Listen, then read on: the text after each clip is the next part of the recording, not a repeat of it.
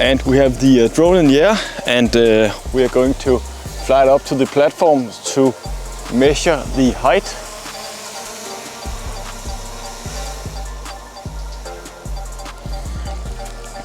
Let's just adjust the camera and find the right tree.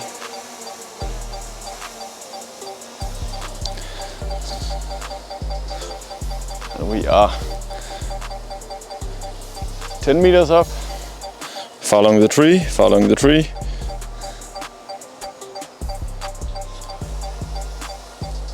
And here we have the platform. 14 meters does the drone say.